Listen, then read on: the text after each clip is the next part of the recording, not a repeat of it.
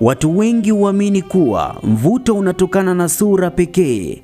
Ukweli ni kwamba saikolojia inaonyesha mvuto wa mtu hujengwa pia na jinsi wengine wanavyokutizama, wanavyohisi, wanavyokuwa karibu nawe na namna unavyojistiri.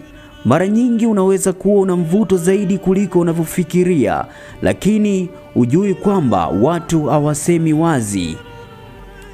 Zifuatazo ni ishara 7 za kisaikolojia zinaonyesha kuwa kwamba wewe unavutia zaidi kuliko watu wengine. 1. Watu wanakutazama mara kwa mara. Umewahi kugundua mtu anakutazama kisha anageuza macho yake mara tu unapomtazama? Hii ni mojawapo ya ishara za kwamba wewe si wa kawaida, una mvuto ndani yake. Kisaikolojia, binadamu huvutiwa kutazama vitu au watu wanaovutia, ingawa si kila anayekutizama na kupenda kimapenzi. Kutizamwa mara kwa mara kunaweza kuonyesha kuwa una sifa zinazowavutia wengine.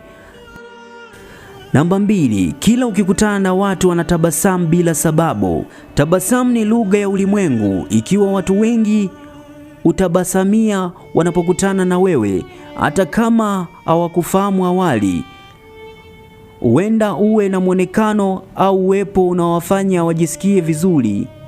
Namba 3, watu hukumbuka maelezo madogo kuhusu wewe.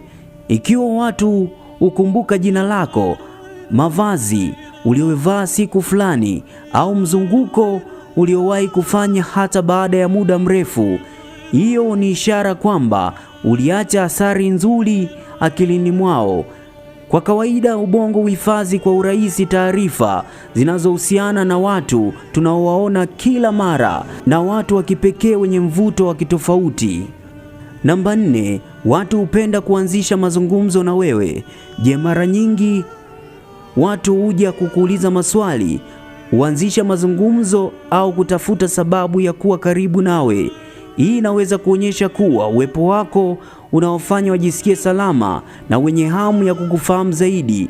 Mvuto wa kweli hauko kwenye muonekano pekee, bali pia kwenye hisia unazozianzisha kwa wengine. 5, unapokea sifa bila kutarajia.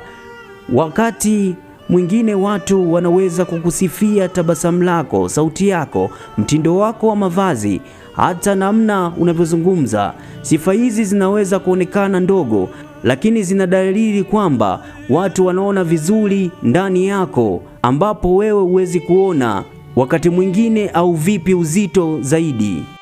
Namba 6, watu wanaonekana kuwa woga kidogo wanapoongea na wewe.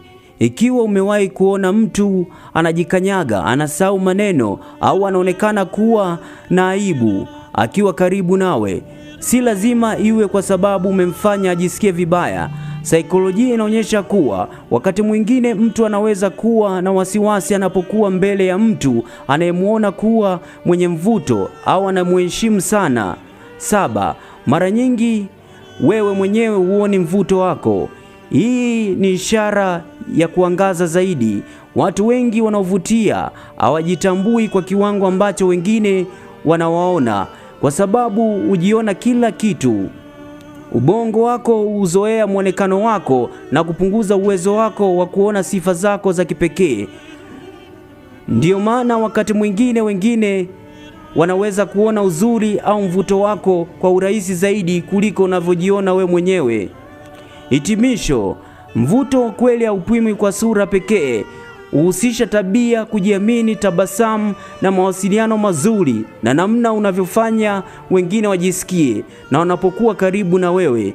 Ikiwa umetambua baadhi ya ishara hizi katika maisha yako, kuna uwezekano mkubwa kwamba unavutia zaidi kuliko ulivyokuwa ukizani. Kumbuka, kujithamini, kujiheshimu ndiyo siri kubwa ya kuongeza mvuto wako kuliko kutegemea mwonekano wako pekee. Je, ishara ipi kati ya hizi umewahi kuiona kwako na watu wakazizungumzia, pengine ukazipotezea? Toa maoni yako katika comment section, na usisahau kushiriki makala hii kwa wengine ili wapate kujifunza zaidi. Ni mimi Daudi Michael Mwaluko nikikuletea makala hii. Usikose katika makala zijazo. Endelea kunifollow, kusubscribe, kushare na kulike kwa wengine ili wapate kujifunza. Hizi ndizo siri za ulimwengu, hapa utazipata.